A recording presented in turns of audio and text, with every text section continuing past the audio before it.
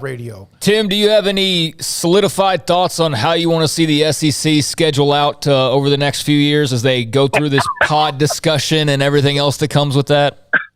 I think it's absolutely the most incredulous conversation of the silly season of college football. I mean, really. So we're just going to this whole notion that they're allowing to float out there, well, we're just going to pick up our stuff and go have our own national championship. We may just play each other. And that's that. What? And as it relates to where you're going to go with the schedule, you're not going to go anywhere with the schedule until you get Texas and Oklahoma in. And I don't see that happening until 24 by the earliest, and more than likely 25. Okay?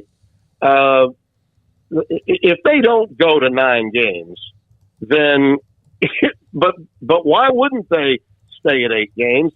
They've gotten away with it to this point, so why go to 9 anyway? You know, why go there if you don't have to? The conference has gotten away with whatever it's wanted. They've gotten away with through the entire college football playoff era, and you know, they're going to do whatever they want to do. I just think it's a non-story in my mind.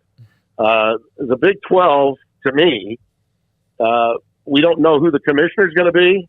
I wish they'd get on with that so that we can, with everything else that's going on, I think they need to go ahead, and if they know who their man is or their woman is, if it's Condi Rice, God bless them, go get somebody, okay?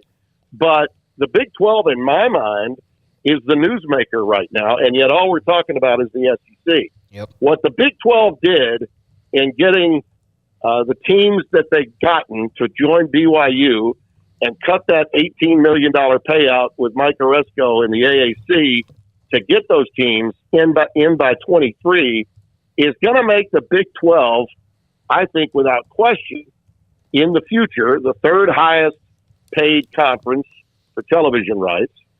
And even though Oklahoma and Texas will not be part of the next TV deal, financially, during the negotiations, they'll have those 2 teams.